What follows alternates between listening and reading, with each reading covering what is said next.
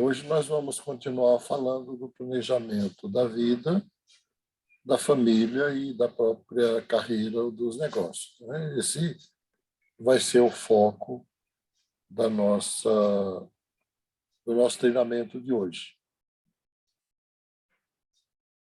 E como é que está sendo o curso para você? Um desafio? Está sendo um desafio grande, viu? Eu falei para a Marta na semana passada que eu chacoalhou tanto o curso que eu achei que não ia conseguir continuar fazendo, viu? Mas agora está ficando mais light, né? Olha, eu espero que hoje seja, viu? Porque cada É, semana é uma porrada, né? não, hoje é mais light. Que bom. Porque eu falei para a Marta semana passada, Marta do céu, quase que eu pensei em desistir do curso, viu? Porque, ó, Imagina. mexe bastante com a gente, viu? Mexe, mexe. Mas o objetivo é esse, né?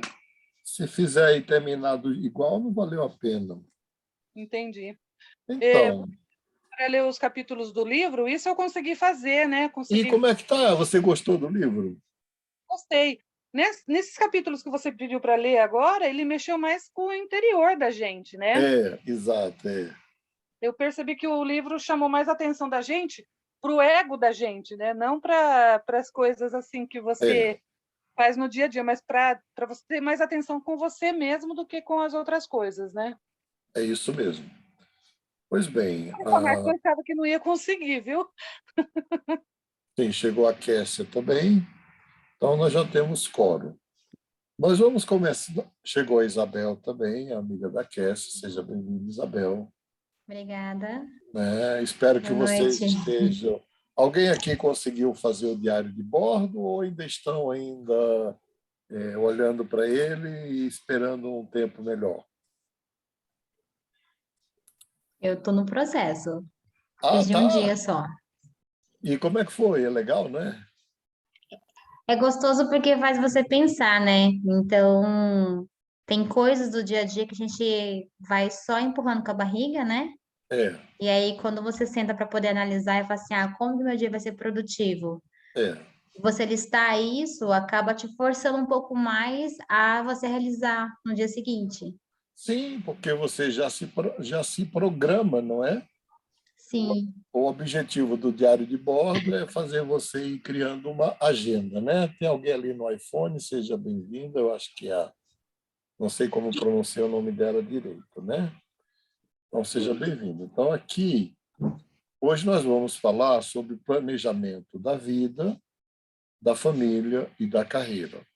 Mas nós vamos começar novamente refletindo quais são as crenças que nos atrapalham na construção do nosso planejamento e contribui para que a gente sabote a vida da gente. São os nossos sabotadores internos. Geralmente, nós temos a mania de culpar as pessoas pelos nossos fracassos, pela nossa estagnação, por não estarmos saindo do lugar, por estarmos paralisados, porque a vida não muda, não evolui e tal. É possível que alguém tenha mesmo alguém que atrapalhe, isso é normal. Todos nós temos determinadas pessoas que, se a gente pudesse, a gente pagava uma passagem só de ida para elas irem para Marte, né? Mas é como a vida é. Mas, tirando os casos de alguém que nos atrapalha de verdade, nós temos os nossos sabotadores internos, que são nossas crenças. E aí, quando fala em planejamento estratégico, de cara já aparecem algumas crenças para sabotar a nossa capacidade de assumir a nossa vida em nossas mãos. Porque, na verdade, e aí eu começaria pensando, como eu falei aqui na primeira aula, minha aula é uma viagem, então vamos viajando aqui comigo. A primeira questão é: que lugar você quer ocupar na vida? Só tem dois lugares. Na verdade, tem dois lugares que a gente pode ocupar. O primeiro é de sujeito da nossa própria história. O segundo é de objeto. O ideal é que a gente consiga transitar nos dois lugares, que a gente seja sujeito e que a gente seja objeto. Davi acabou de entrar, então eu estou falando hoje, Davi, sobre as crenças que nos impedem de planejar, as desculpas que nós damos para nós mesmos para não planejarmos a nossa vida. Nós estamos falando ainda do planejamento da vida. E eu estou dizendo, Davi, que tem duas posições que nós podemos ocupar na vida. Uma é de sujeito, protagonista. A outra é de objeto. Uma é de alguém que supera e realiza. A outra é de vítima. Na verdade, o ideal é que a gente aprenda a transitar nesses lugares todos, porque às vezes nós somos vítimas mesmos, às vezes nós somos objetos mesmos, mas quando você se percebe ou como vítima ou como objeto e não sai deste lugar, é claro que a sua vida vai ser marcada pela escassez, pelo sofrimento, até pela perda da saúde, ou física, ou mental, ou tudo, né? Então, às vezes nós somos sujeitos, às vezes nós somos objetos. Às vezes nós somos vítimas mesmo, mas nem sempre. Às vezes nós somos protagonistas da nossa história. Então, a primeira pergunta que eu colocaria para você é: quando você pensa na sua vida, como você se vê? Você tem sido mais objeto do que sujeito? Você tem sido mais protagonista ou mais vítima? Esta resposta ela é importante para você repensar o lugar que você ocupa na vida. Esse lugar nos foi dado, não é? Nos foi dado ou pela nossa família, ou pela própria circunstância da vida, ou pela nossa própria forma de pensar, ou por tudo junto. Mas uma das coisas que Deus nos deu e nos doutou, né? Seja bem-vindo, André, é um prazer tê-lo aqui. Uma das coisas que nós recebemos de Deus e que Deus nos doutou foi exatamente a capacidade de autodeterminação. Então, nós temos a capacidade de autodeterminação. Nós podemos, em algum momento da nossa vida, refletir sobre a nossa vida e continuar com a vida que temos, ou a gente pode falar assim: opa, eu quero mudar. Quando você percebe que tem que mudar, a primeira coisa que você tem que mudar são as crenças que te impedem, por exemplo, de planejar as mudanças. Que crenças são essas? A primeira crença, que ela é bem religiosa, e eu faço parte de uma comunidade religiosa que tem uma crença muito arraigada no que eu vou falar aqui, é que a gente tem que colocar tudo na mão de Deus e Deus vai fazer o resto. Bom, esta crença é uma crença limitante, por quê?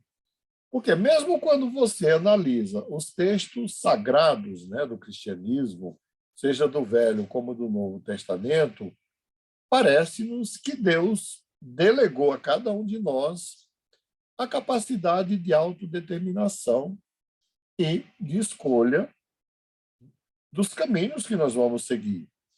E se a gente pegar, por exemplo, a natureza, não é? A gente pega a natureza, os pássaros, os peixes, os animais, eles têm que ir em busca do seu próprio sustento, da sua própria segurança. Eles têm que encontrar formas e formas de sobreviver. Não sei se vocês já perceberam, mas hoje em algumas cidades do Brasil tem mais pássaros do que nas florestas. Por exemplo, Campo Grande. Campo Grande tem araras azuis voando lá. Elas hoje fazem os ninhos lá. Por que elas estão em Campo Grande, estão em Cuiabá, e elas estão deixando a floresta e morando na cidade? Porque a cidade é mais segura. Lá pouca gente vai mexer com a arara azul, porque tem o Ibama. Então, me parece que uma posição de passividade contraria, eu nem vou discutir em termos teológicos, mas contraria a própria noção de natureza humana, que não é passiva. Nós não nascemos para sermos passivos. Vamos lá. Tudo que existe foi criado, tudo que existe no mundo foi criado, no mundo material, foi criado pelo homem. Vocês já viajaram de avião, se não viajaram, espero que viajem. De navio, por exemplo. Eu já viajei de navio e de avião muitas vezes, de navio muito mais do que de avião, porque eu morei 2 anos no navio. Mas quando você entra no navio ou entra no avião, a primeira coisa que você sente é como o homem foi capaz de transformar a natureza. Por quê? Especialmente o avião, ele é contraintuitivo. Como é que um negócio que pesa 300 toneladas, quando está carregado, se mantém flutuando no ar? Não é uma coisa intuitiva. Aquilo ali é fruto de muito planejamento e de muito esforço humano. Mas a outra crença, então, essa coisa de que Deus vai fazer e basta eu sentar e esperar. Eu acho que essa é uma atitude que apenas te isenta da responsabilidade pelas tuas ações, pelas tuas atitudes. Isso para quem crê em Deus. Por quê? Tem gente que não crê em Deus, mas tem a mesma atitude. Acha que a vida tem que ser fruto do acaso, da sorte. Aí fala, não, você tem sorte, o outro tem sorte. Eu, como não acredito em sorte, a vida inteira eu acordei muito cedo para estudar e trabalhar. Eu faço isso até hoje. E hoje eu já faço mais por hábito, não é por tanta necessidade assim. Eu poderia parar um tempo e viver daquilo que eu já conquistei. Mas eu não acredito em sorte. Eu não acredito que ninguém vai fazer nada no meu lugar. Então, eu penso que eu tenho que contribuir para transformar a minha realidade, a minha vida.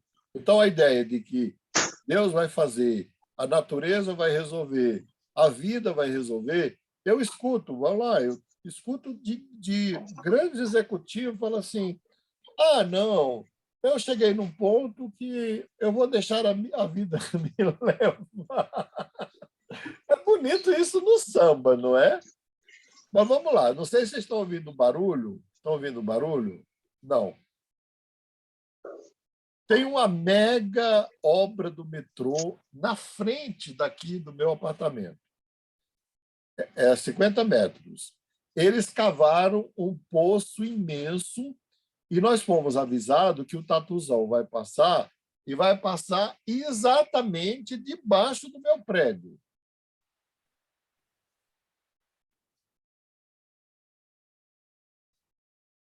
Bom, agora eu vou fechar os olhos e dizer, Senhor, me protege do tatuzão.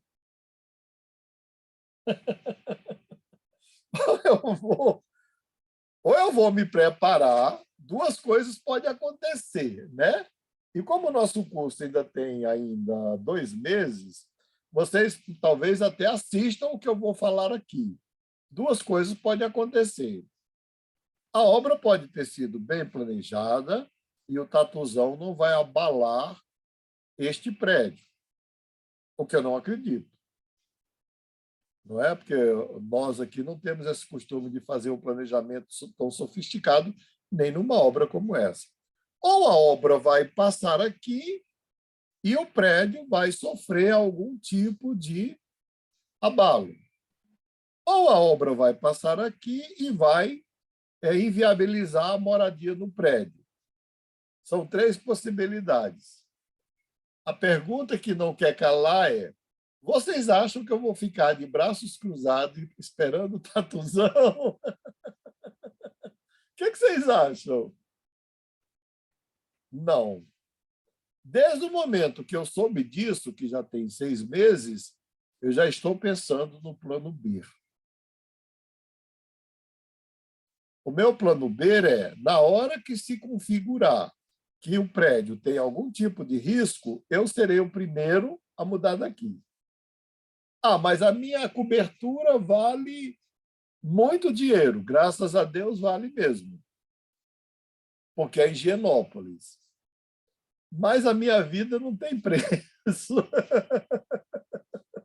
A vida da Marta não tem preço, não é? E eu vou conversar com os moradores do prédio, vou dizer assim, qual é o plano B? Não tem plano B, doutor. Não, tem que ter. Eu sou conselheiro aqui do condomínio, vou dizer, gente, não dá para atravessar este peito aberto. A outra crença limitante que a gente tem é: eu não planejo nada porque planejar enrijece tudo. E, de repente, eu planejo e eu quero, de repente, sair daquele planejamento, eu quero mudar, eu quero fazer outra coisa, e o planejamento vai me impedir. Não. Na verdade, o planejamento ele jamais poderá ser rígido. Vocês viram que quando eu pensei aqui no tatuzão, eu pensei em 3 possibilidades diferentes. Eu não pensei assim, o tatuzão vai passar aqui e o prédio vai cair. Não. Eu pensei, olha, pode passar e não está tudo bem, pode passar e trincar o prédio, ou pode passar e inviabilizar a moradia do prédio. As 3 possibilidades são verdadeiras e reais. Quando você tem uma noção de para onde você está indo com a sua vida, uma coisa acontece de cara, você não fica parado. Esse é o primeiro ponto. A outra coisa que acontece de cara é que você é posto em movimento. Quando eu falo posto em movimento, não é em ativismo, é que a sua vida ela vai seguir um determinado ritmo. Agora, muitas vezes, nós planejamos ir numa direção e a vida muda a nossa direção. Mas é melhor que você tenha a sensação de que a direção mudou do que ter a sensação de que não está indo para lugar nenhum. Não é? Então, vamos lá. Isso eu já falei no treinamento passado. Quando nós não planejamos, nossa mente fica desmobilizada. A única forma de nós sairmos do estado de apatia, de letargia, de paralisação total, é tendo alguns objetivos para alcançar. E aí eu quero repassar rapidamente a questão do planejamento da vida.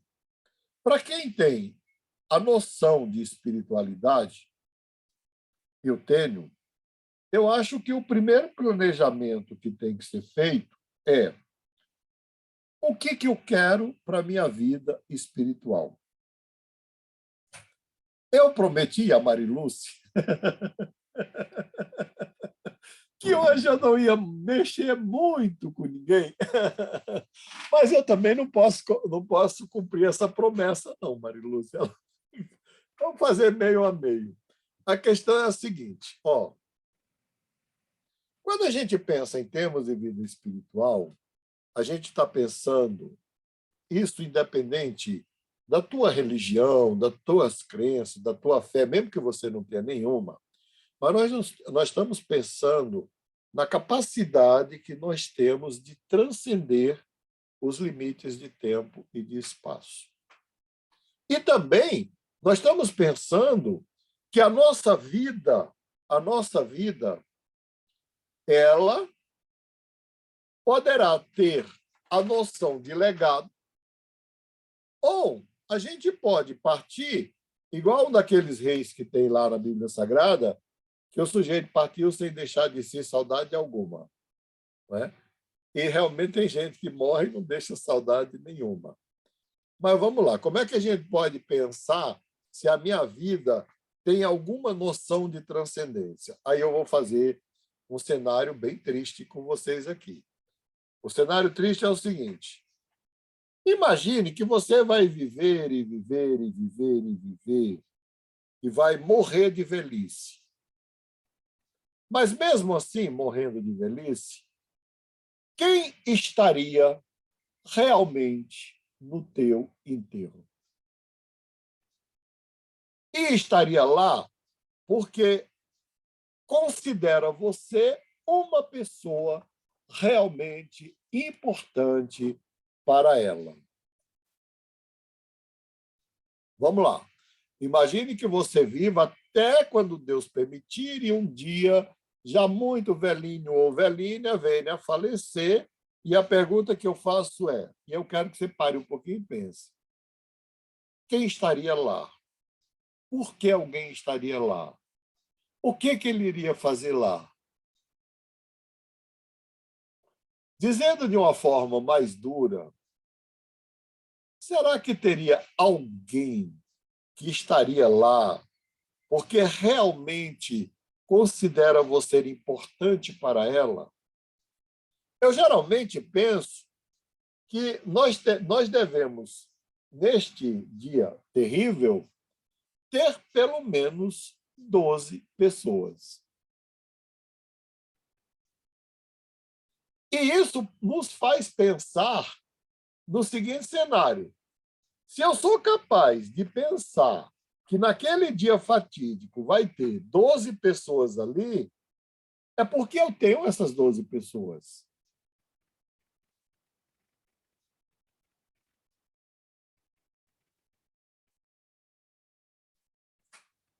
Mas se eu não sou capaz de pensar em que vai ter ali 12 pessoas, é porque eu não tenho essas 12 pessoas. Bom, se eu não tenho pessoas que me colocam dentro de uma rede, eu posso estar vivendo absolutamente para dentro de mim mesmo. Eu nem vou falar de egoísmo, porque às vezes nem é. Às vezes tem pessoas que passam por tanto sofrimento, por tanta luta, por tanta dificuldade, que elas se voltam só para elas mesmas e perdem a noção de que elas precisam de pessoas. E olha, quem conhece 12 pessoas e se relaciona proximamente de 12 pessoas, conhece muita gente e se relaciona com muita gente.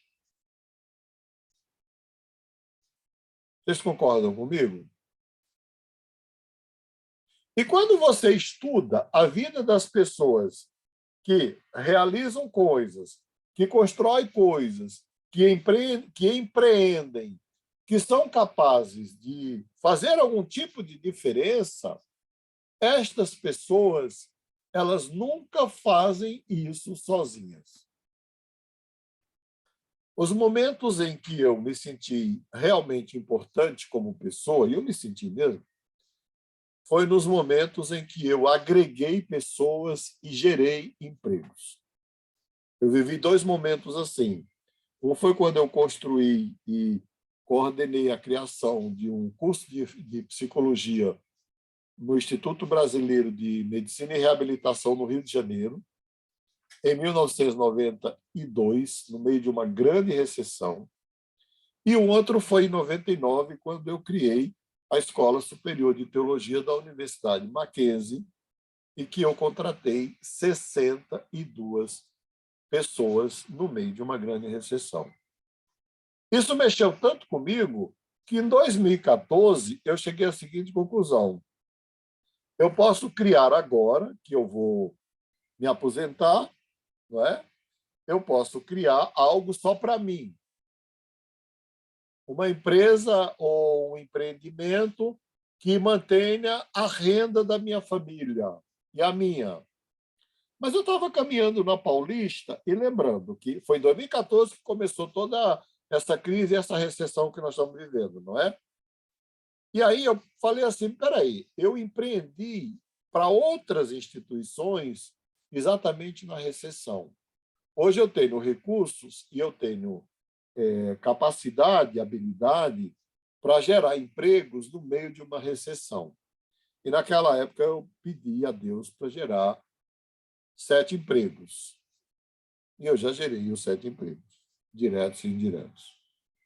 Até porque na área que eu estou, alguns não aceitam trabalhar de carteira assinada.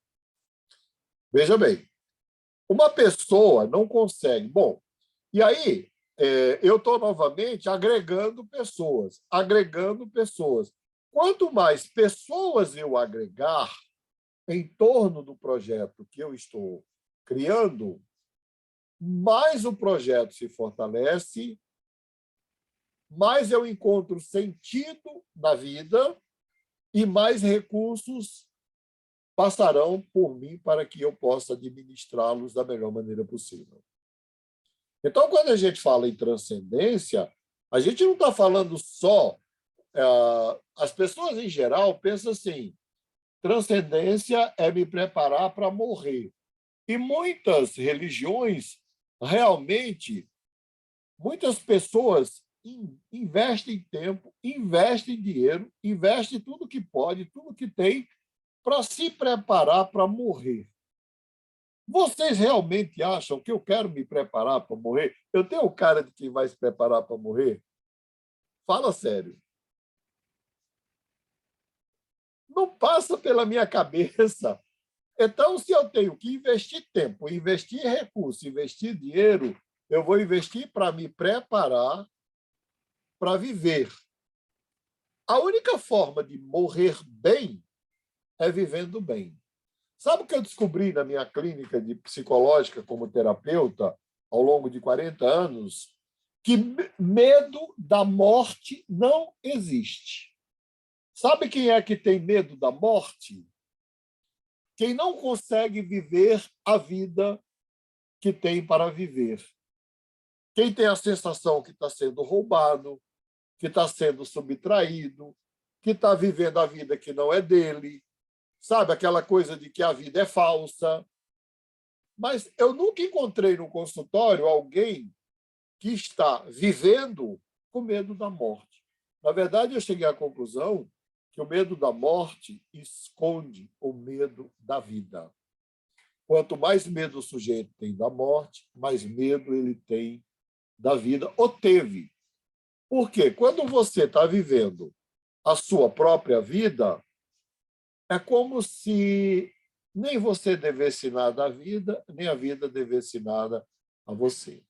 Então, primeiro planejamento é o que eu espero da minha vida como algo que transcenda aquilo que é apenas comer, beber, dormir e trabalhar. O segundo planejamento da vida, com toda certeza, é a minha saúde. Olha, ninguém chega na terceira idade, ou na idade que eu cheguei, com saúde, se não planejar a saúde. Não chega. Se ficar esperando, por exemplo, acontecer, não é? Achar que a própria natureza, a própria vida, a própria genética, enfim. Então, pensar o que eu posso fazer para ter uma saúde melhor. E aí, saúde mental, com toda certeza, não é? Saúde mental. Porque o que detona o nosso corpo é o que acontece aqui na nossa cabeça. Eu estou dando um curso, no curso de formação em psicanálise junguiana, sobre as doenças autoimunes. Essas doenças autoimunes, elas são uma reação do próprio sistema imunológico de alguém contra os órgãos do próprio corpo dele. Você não vai encontrar... A doença autoimune não é causada por vírus, não é causada por bactérias, é causada pela cabeça. É o sistema emocional detonando o corpo, porque não aguenta mais determinados tipos de sofrimento. Então, e saúde física? Como anda a minha saúde? Eu posso dizer que eu tenho saúde? Eu posso dizer que eu tenho vitalidade?